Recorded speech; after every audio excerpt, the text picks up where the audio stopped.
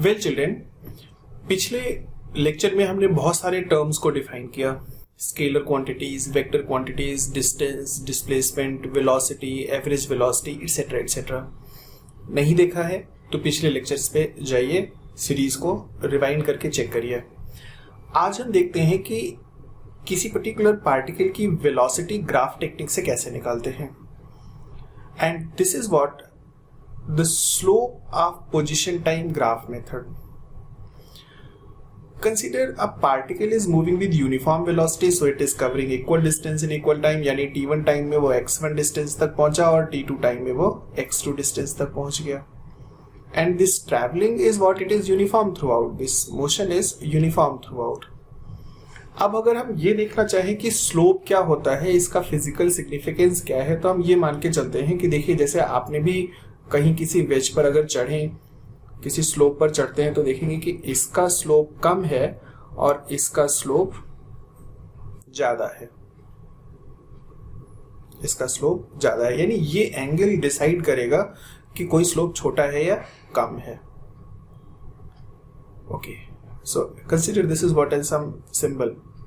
This symbol is termed as theta, this is termed as phi. अब कहते हैं कि किसी ट्राइंगल में, किसी राइट एंगल ट्राइंगल में परपेंडिकुलर और बेस का ratio, this side is what, theta degree के सामने की साइड है परपेंडिकुलर, 90 डिग्री के सामने की साइड है हाइपोटेन्यूस, और जो बच जाए that is what it is base. जैसे यहां थीटा डिग्री के सामने की साइड परपेंडिकुलर, 90 डिग्री के सामने की साइड हाइपोटेन्यूस, और जो बच जाए वो है बेस।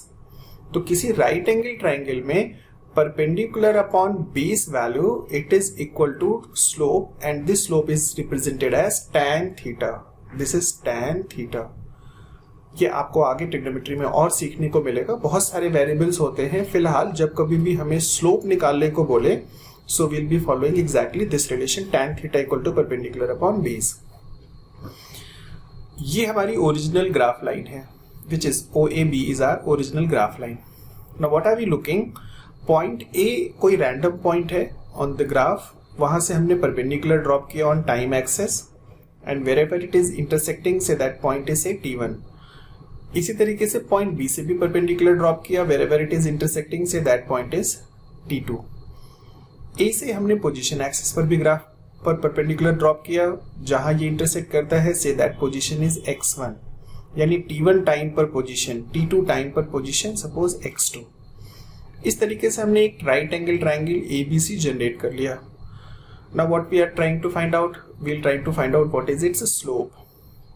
Slope क्या होता है, tan theta. Tan theta is what, it is perpendicular upon base.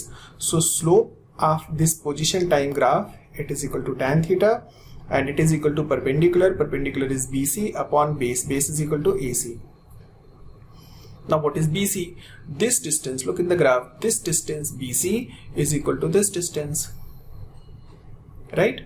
Now how we can write this distance? This distance is equal to this total distance minus this distance. इस distance में से ये distance subtract कर दें तो ये distance आ जाएगी। So this x2 minus x1, x2 is this total distance, x1 is this distance, x2 minus x1 is equal to BC distance. So it is x2 minus x1 upon, what is this AC we are planning to write? So AC is equal to this distance. यहां से यहां तक की distance total क्या है, यहां से यहां तक की टोटल डिस्टेंस है t2, यहां से यहां तक की डिस्टेंस क्या है t1, तो ये डिस्टेंस क्या हो गई, ये डिस्टेंस हो गई t2 minus t1। This distance is t2 minus t1। So this is how we are getting numerator and denominator. Now this is the next symbol, delta x. Delta x is what, representing change in position. Delta x is representing change in position upon change in time. This change in position upon change in time is what, it is velocity. Displacement upon time, displacement upon time, it is what, it is velocity. So that's what कि हमने निकाला tan theta was BC upon AC, that has come x2 minus x1 upon t2 minus t1. x2 minus x1 is represented as change in distance. Delta is the symbol to represent change. Change in distance upon change in time, it is equal to velocity. So slope of xt graph is equal to velocity. Okay, so every time, now just take some applications of it, थोड़ा और understanding बढ़ाते हैं. Look, this is what it is, the x graph, position graph, it is what it is, time graph. इसका अगर हम slope देखें तो slope का मतलब we have to look this angle is what, say it is theta. This theta is what it is, positive slope. जब तक वो फर्स्ट क्वाड्रेंट में रहेगा तब तक पॉजिटिव स्लोप.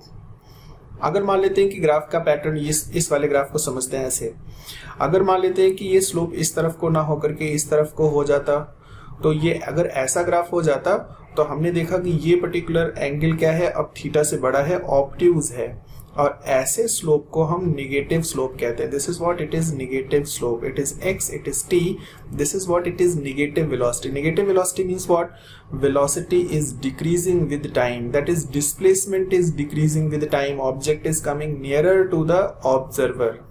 राइट, ये सारी चीजें बार बार आप लिख करके ही नोटिफाई करें, otherwise you won't remember it.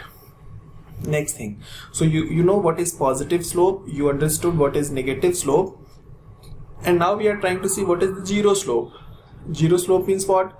If the curved line is running strict horizontal to this time axis, then such a slope is representing zero velocity or zero slope. Zero velocity or zero slope. So look here, it is positive, it is negative, because this angle is what? This is obtuse, it is theta. And this is representing zero slope, horizontal line running parallel to the time axis. Now next part, which body is moving faster? Which body is moving faster? So we are looking, this is suppose x axis, this is time axis, this is x means position axis, it is time axis. Now first curve is representing, suppose it is given by OA. First curve is given by OA. Second curve is given by OB. This angle is what it is, 30 degree. This angle is what it is, 60 degree. Now you see, अगर हम tan 30 की value देखें तो tan 30 की value 1/√3 होती है. tan 60 की value देखें, बिकॉज यहाँ पर एंगल कितना था, 30 था, यहाँ एंगल कितना था, 60 था. तो tan 30 is representing velocity of body A. A का एंगल 30 डिग्री का है, तो VA is equal to tan 30, its value is 1/√3 होती है. You have to remember this.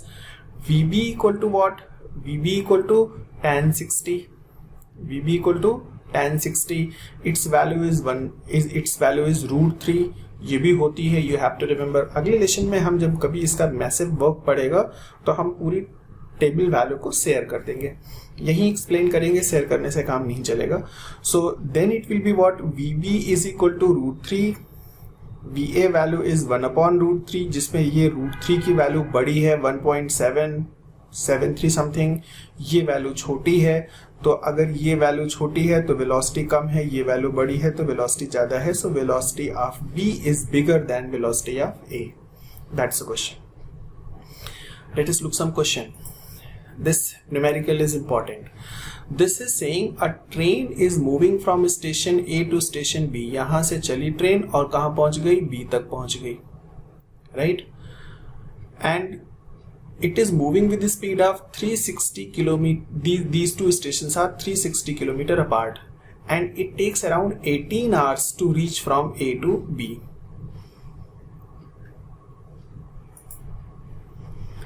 Then it returns from station B to C. Then it returns from station B to C, which is placed 240 kilometer away. यानी station B और station C के बीच की distance है 240 kilometer away, and this returning is happening in 6 hours. What is the average velocity and average speed of the whole journey? What is the average speed and average velocity of the whole journey? Look here, solution. I'm talking what is displacement. Displacement is what it is, 360. पहले हम देखते हैं कि यहाँ से total distance हो गई 360, यहां से ये वापस आ गया 240, तो कितना बचा, shortest distance between initial point and final point is what, it is equal to 120 kilometre. Now total time is what, यहां से यहां तक का टोटल टाइम है 18 आवर्स, फिर वापस आया 6 घंटा और, तो टोटल टाइम A से C तक पहुंचने में कितना लग गया, 24 hour. Time is scalar, so it is not vectorially added. अब देखते हैं, अगर हम एवरेज वेलोसिटी निकालना चाहते हैं, what is average velocity for the whole journey? So average velocity is displacement upon time. Displacement is 120 kilometer upon time. Time is equal to 24 hours. 120 kilometer is the displacement, time is 24. Divide करिए, it is 5 kilometer per hour. Now in case we are talking for average speed is total length of path. तो पहले 360 kilometre गया, total length of path कितना है? पहले 360 ए से B गया, फिर यहाँ से यहाँ वापस आया, बी से सी तक आया. तो 360 plus 240 upon time. Time is equal to what? It is 18 hours जाने के, 6 आवर्स आने के, 24. So the average speed is what? 25 kilometre per our.